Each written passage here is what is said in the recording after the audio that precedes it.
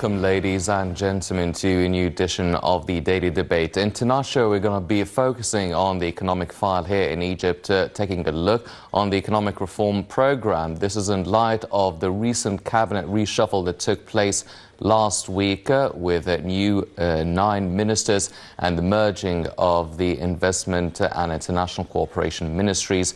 And we're also going to be talking about the value of the Egyptian pound against the dollar, which has risen over the past couple of weeks. And joining us here in the studio to shed more light on this issue is Dr. Khalid Nagati, the Vice President of the World Small and Medium Enterprises Association. Dr. Khalid, thank you very much for joining us. It's always a pleasure. First off, ladies and gentlemen, before we start off our discussion regarding the economic file, the Jordanian King Abdullah II visited Egypt today, met with President Abdel Fattah El-Sisi, and we're joined over the phone to shed more light on the summit by Dr. Sarah Kira, the political analyst. Dr. Kira, can you hear us? Yes, I can hear you. Dr. Kira, first of all, what is the significance of such a summit, King Abdullah II meeting President El-Sisi? They talked about many topics, many issues concerning the world, concerning the Middle East, and a lot of the crises there. What is the main significance of this visit now? Well, first to start with, the time has very high importance. Since we're facing UN resolutions regarding Palestine, talks about Syria, logistic aid from Egypt to Libya, and this is all discussed by His Majesty, the King of Jordan today, and President Abdel Fattah El-Sisi. This comes in very important time, because it's the time we can achieve something for the Middle East and for the mess caused and the chaos caused since 2011. It comes directly after the meeting of King Abdullah with the U.S. President Trump. And of course, to end the crisis, and there's no better than Egypt and Jordan to take the lead for this now. Egypt's role is known, and its ideology towards Arab countries is known, and it has very important stances either for Palestine or Syria and Libya as well. Mm-hmm. Counterterrorism is one of the very significant topics, I think, that have been discussed today.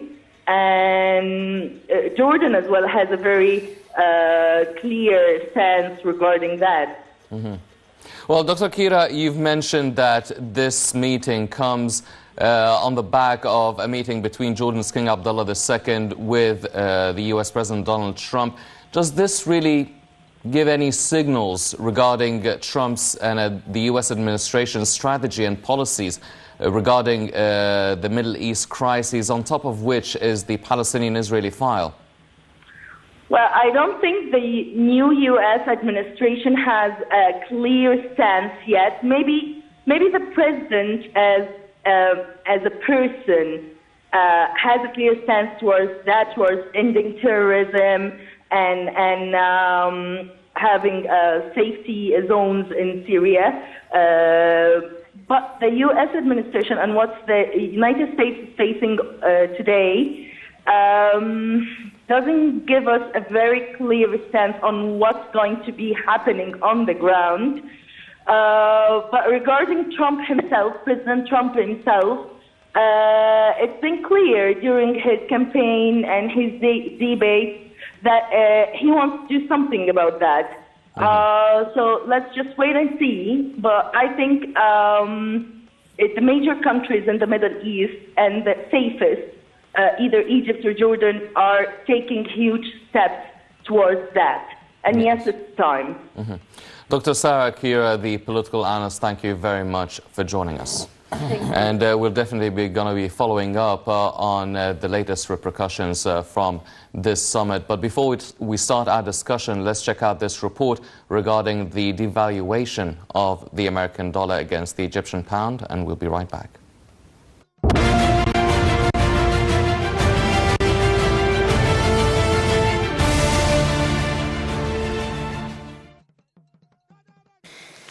Egyptian pound strengthened against the US dollar, regaining ground after record lows, which followed the central bank's decision to float the currency in November.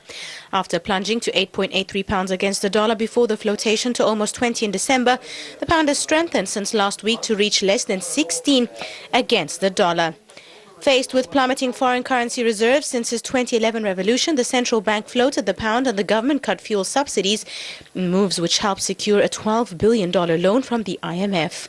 International investors reacting favorably to the flotation have since shown strong interest in government bonds and treasury bills.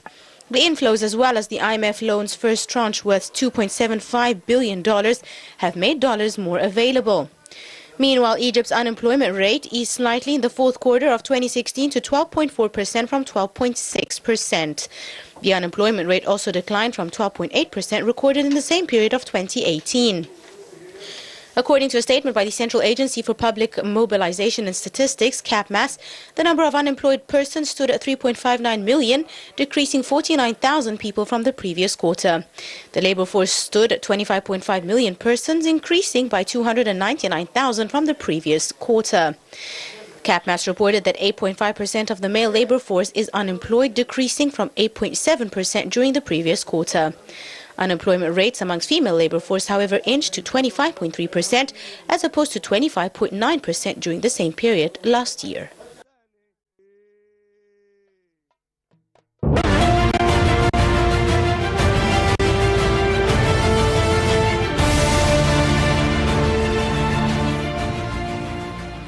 Welcome back, ladies and gentlemen. Without further ado, starting off our discussion, Dr. Nageti.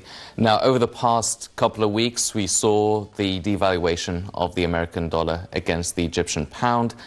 Now, this is something a lot of people were happy about. Nobody knows exactly how long the Egyptian pound will rise against the dollar. A lot of people are concerned. They're saying, well, maybe that's a devaluation for the time being, but then again, it will go up again against the Egyptian pound.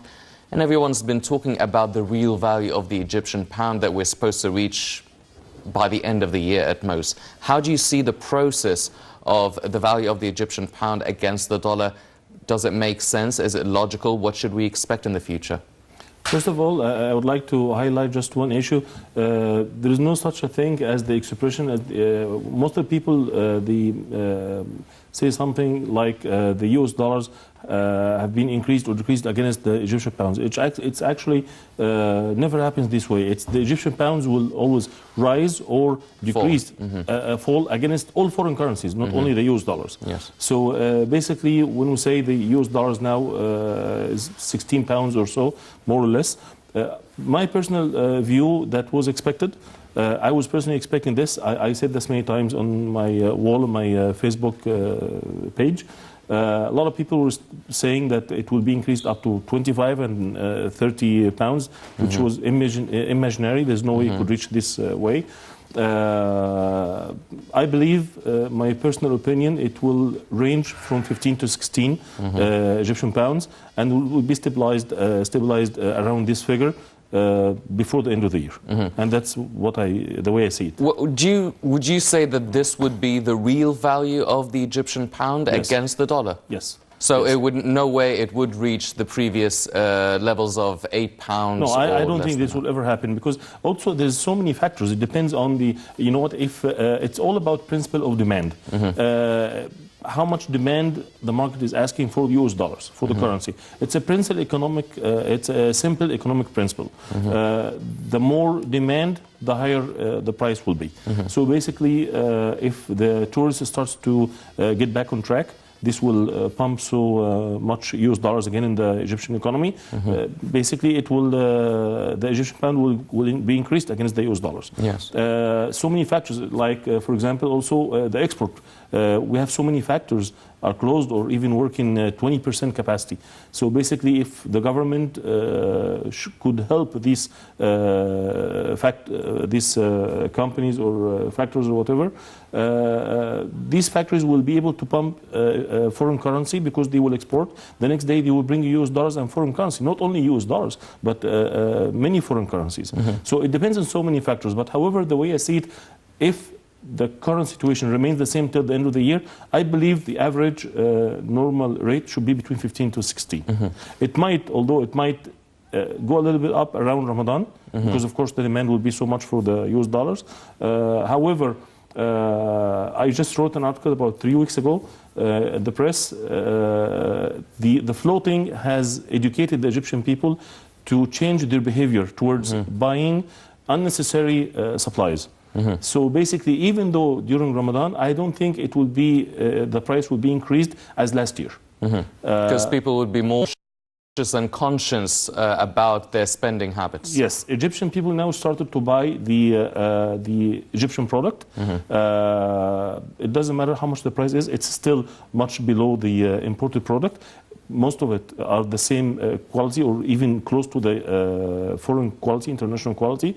So these just learned how to change their habits towards buying their day-to-day supplies. Yes. So, well, Dr. Nageti, now last week the Central Bank of Egypt stated that their foreign reserves as of the end of January increased as opposed to the end of December of last year, 2016. Now the foreign reserves are around a little bit over $26 billion. Yes. Do you feel that this about £2 billion, $2 billion increase within the foreign reserves, does that really have any sort of effect on the value of the Egyptian pound against the dollar, or is this irrelevant totally?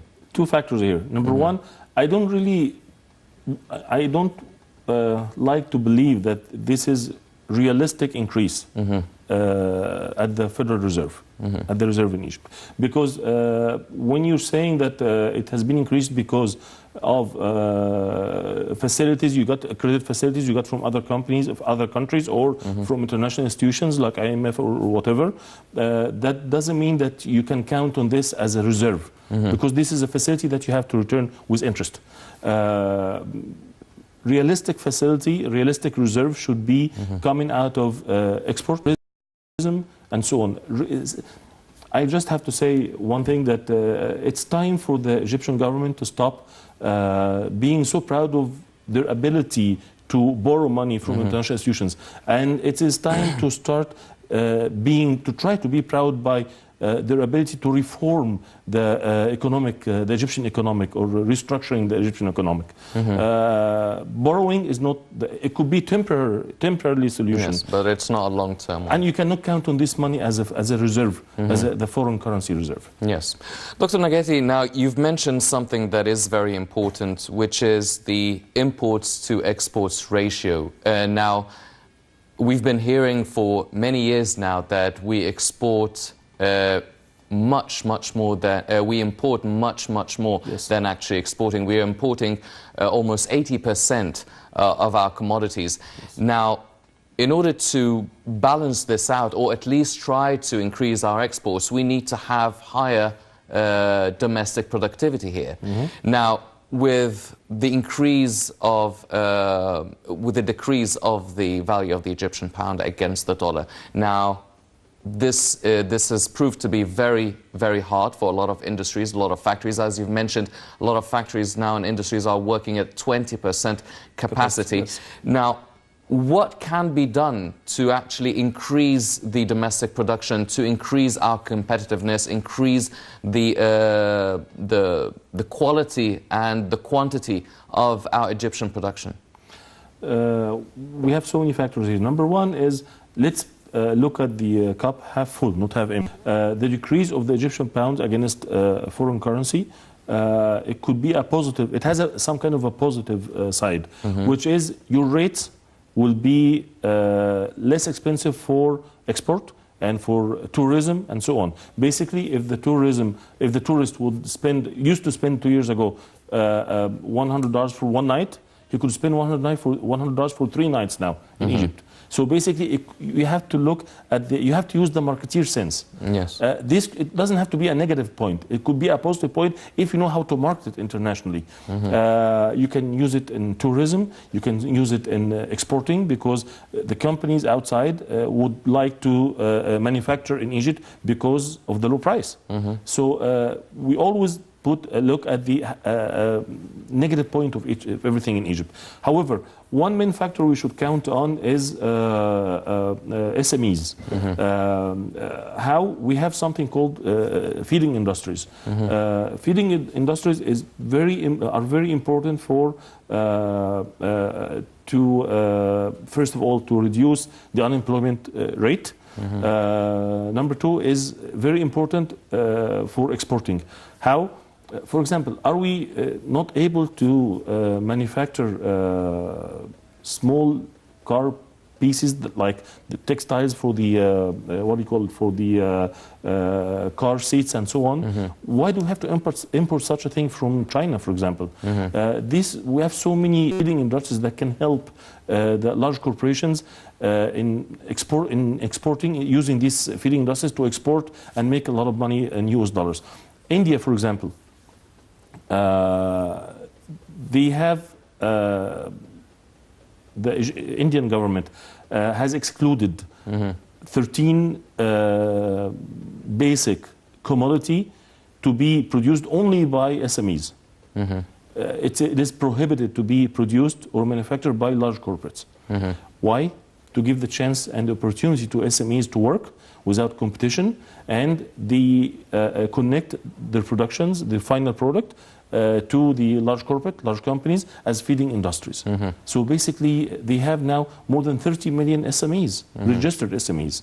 The problem is most of the SMEs in Egypt, not the SMEs, but micro and the very small, because after the definition of the Central Bank of Egypt, small and medium enterprises are the companies are making total revenue from 10 million up to 100 million Egyptian pounds.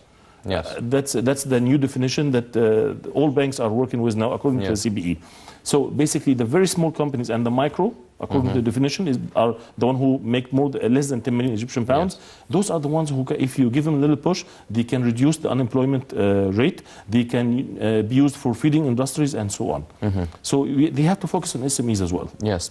Well, Doctor, do you feel that it is the duty of the Central Bank of Egypt to actually encourage the SMEs and the micro enterprises as well? Is it up to the Central Bank of Egypt? Is it up to the banking system in Egypt to actually be more courageous and take bigger risks on giving young investors their sum of money that they need to start off this production process? It is totally up to the CBE, the Central Bank of Egypt, because before the last definition, December 2015, there was no SMEs definition. So basically, each bank and financial institution would define the SMEs according to their own inclination and to their own policy, internal policy. December 2015, CBE came up with the definition. If we like it or not, we have a definition now. So it is, yes, up to the central bank. I can tell you the initiative that the President S.A.E. has announced a few months ago, about 200 billion Egyptian pounds for SMEs over 4 years, which is 50 per year, to finance SMEs. That was a great decision, a great initiative. However, the point is not, I don't want to know how much is offered for SMEs. What I want to know, how many SMEs were able to use this fund. Yes. Okay. The problem is not on the fund. The problem is for the process for SMEs to obtain this fund. It's like if I give you an apple and I put it in a glass box and tell you this is for you, but you can't reach it. So basically the apple will remain the same. So the problem is not the initiative. Initiative was a great start. However, President S.A.E. cannot do everything on his own. It has to be an executive process by which SMEs can obtain this fund, can have access to finance. I always have a say that finance is not a right for SMEs. However, it is a privilege by which you have to have some required documents. If you have it, you can have this privilege. So they have to educate SMEs, but it of course comes from the CBE at the end. So if the CBE is actually providing 200 billion Egyptian pounds for SMEs and everything is in place for these SMEs to actually flourish and the productivity should increase, but you're still saying that a lot of the factories and industries are only working at 20% capacity. Now, is this only down to not not being able to obtain their share of this sum of money from the CBE? When any company goes or any factory go to any financial institution to get finance, to have access to finance, first thing the bank, of course, as a financial institution, they would like to see some positive figures. You can't tell me I have debts over the last 5 years and you have to give me 20 million Egyptian pounds. Banks will not do that. So basically, I was hoping that the initiative of President S.A.E. could be divided, 30% out of it, which is out of the 50 billion every year, to go towards the floating, the factoring that have defaulting. Default definition is very wide.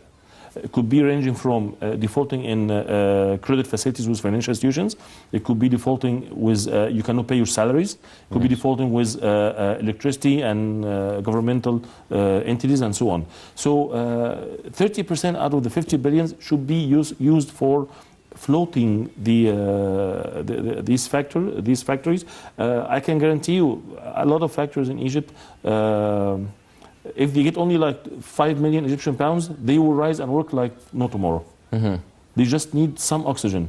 Yes. That's all they work full capacity in about 2 months. So you would say that a big part of the problem is the bureaucratic process of actually reaching these financial assets?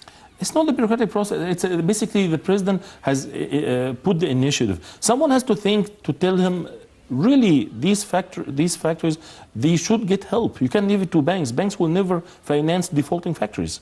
It will never happen. But who should do that? The Ministry of Investment? No, Ministry of Trade. The only problem is that we had no godfather in Egypt. So basically, also President S.A.E. has announced last year of the reform of the special entity for SMEs, governmental institution. It's under the umbrella of the Ministry of Trade. Hopefully, this new organization, when it is formed officially, it will be the godfather for SMEs, so they can take this decision. Yes. I was reading the news, something very weird. The governmental reports say the defaulting factories are 134 factories in Egypt that are not working full capacity. If you go to any business unions or investment unions, each one of them, they give you a list of 200 factories at least. So basically, it's a big range of numbers. So it should be divided. The initiative of President Sisi should be divided, 30% out of it at least, to float the factories that they have financial problems. Yes. Well, with the establishment of a new organization such as that, do we still suffer from the infamous corruption that a lot of our institutions are suffering from, or a lot of our organizations suffering from? Now starting a new organization, do we start off on a clean slate, or do we still carry on this baggage with us? No, it has to be no, you can't carry the old package. You can't carry the old package. It has to be a brand new organization, brand new strategy, brand new laws, brand new policy, brand new process, everything. And we don't have to reinvent the wheel. We have a lot of international practice that we can absorb what we like, and we can promote it in Egypt as well. Yes. Well, ladies and gentlemen, also in light of the recent economic status that Egypt is witnessing, the IMF sees that the Egyptian inflation should ease when the reform program impact wears off. Let's check out this report and we'll be right back.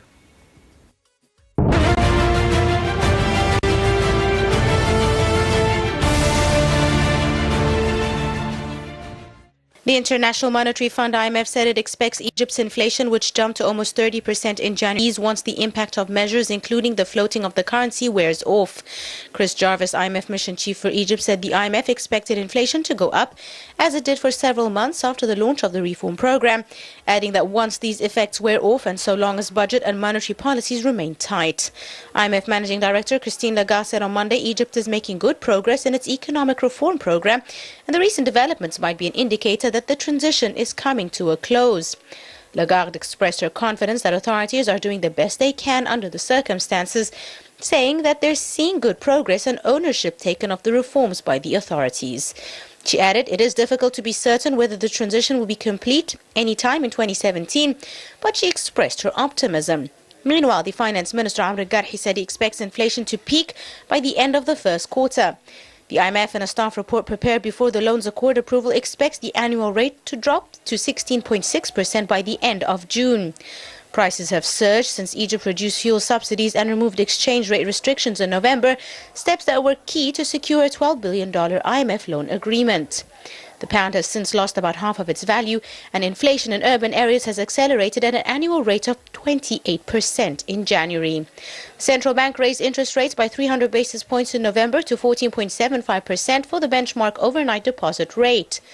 5 out of 7 economists in a survey expect policymakers to keep the rate unchanged when the Monetary Policy Committee meets on Thursday.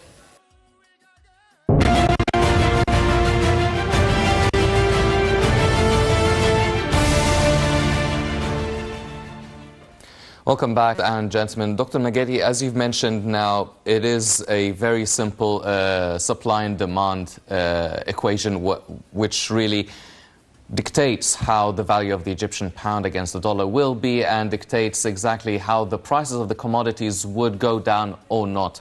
Now, everyone expected that with the rise of the Egyptian pound, the recent rise of the Egyptian pound against the dollar, prices would go down. Now, some commodities actually witnessed some decrease in the prices, but not most. Now, can you explain when such prices would actually go down or not? Because we have a saying in Egypt that whatever goes up doesn't come down. In Egypt, yes, whatever goes up doesn't come down. But it has some kind of true side out of it. Why? Because the economic principle, supply and demand, is the most basic principle you can count on in these cases. However, you can't ask an importer who imported their product with for $1 for 20 Egyptian pounds 2 months ago, and priced his product based on his cost.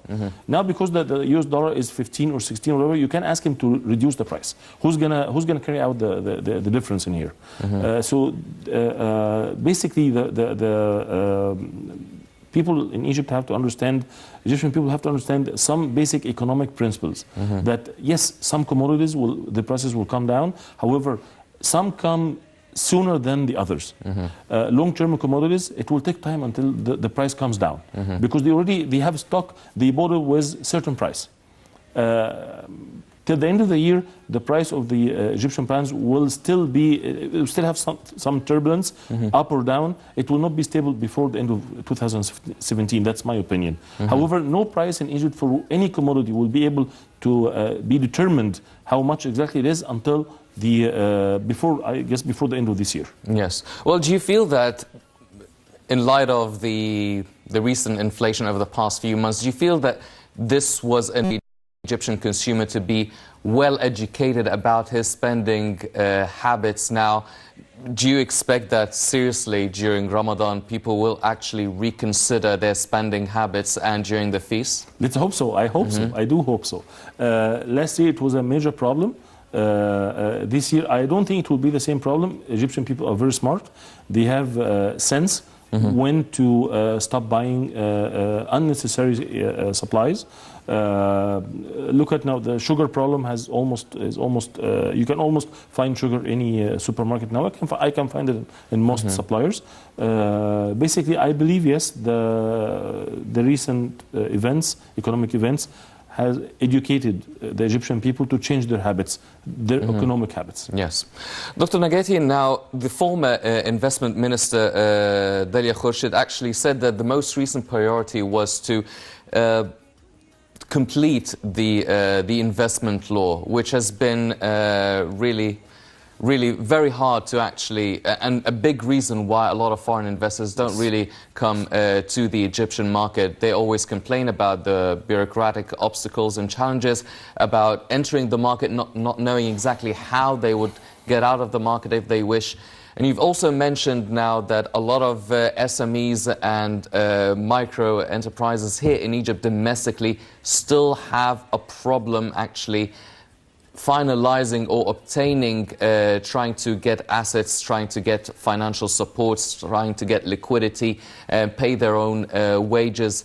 Do you feel that we have a problem still with the investment law attracting foreign investors and also encouraging domestic investors to start their own businesses?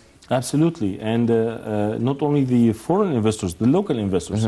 If I'm a local investor, there's no way I can invest a lot of money in Egypt when I know that I cannot, if I have a sister company abroad, because some of the companies in Egypt, they are owned by foreign companies abroad. I don't have the freedom to take my money out or bring it in whenever I want. The exit scenario is a basic principle to be attracting foreign investors. Foreign investors will always look for an exit scenario. If they have a problem in this country, they have to make sure that if they face economic problem, shut down the company here, let's move our money somewhere else. They have to have this freedom. If they don't have it, that's a big issue for them. And I don't see why, for the last 3 years, we cannot issue the new investment law. You cannot attract investors without a bankruptcy, for example, bankruptcy law. In the U.S., I lived there for a long time. You have Chapter 7, Chapter 9, and Chapter 11 bankruptcies. You have 3 chapters for bankruptcies. 3 ways to get out of, to bankrupt your company, or so many ways to transfer your money anywhere else. No restrictions. In Egypt, yes, we could have some restrictions because of our economic situation. However, I don't see any reason not to issue the investment law as soon as possible. We have a parliament. We have a president who can take decisions immediately, and this is a big plus for the Egyptian economy. We've seen it many times before. So basically, I don't see any. I believe joining the 2 ministers, I believe Minister S.A.E. and I know her personally, she's very active. And I believe she will work hard on this. Yes. Well, it has been a problem, this investment law, for a few years now, as you've mentioned. Why have we been unable to solve it? And why, if we're having problems with the investment law, why is it still very hard to encourage the local investor? I mean, still, it must be a little bit easier for a local investor to start their own business than actually getting a foreign investor to come and invest in the Egyptian market. Any investor, either local or international or foreign investor, first thing, they look for security. Over the last 5 years, we had security issues in Egypt. So basically, who's going to invest millions or billions in factories and so on? And the next day, you can have some people shutting down your factory and ripping off your products and so on. So this is not encouraging for any local, or let alone international investors. So basically, there were priorities for the last 5 years in Egypt. The restructure of the Egyptian society and the Egyptian economy, the 2 or 3 governments has been following each other. They had priorities. Number 1 was security. I believe so. There's no investment without security. Security issue has been almost solved, which is we can sense that. Now you can look for investment law and for what can really attract investors, either local and international. However, you cannot equalize both of them. You have to make a special process for the local investor, and you have to identify some target projects for local investors, given the fact that they have the citizenship factor, that they can pump some money in some infrastructure project that the international one would not be interested in. Ministry of Investment, I believe under Minister S.A.E., I think it will be improved.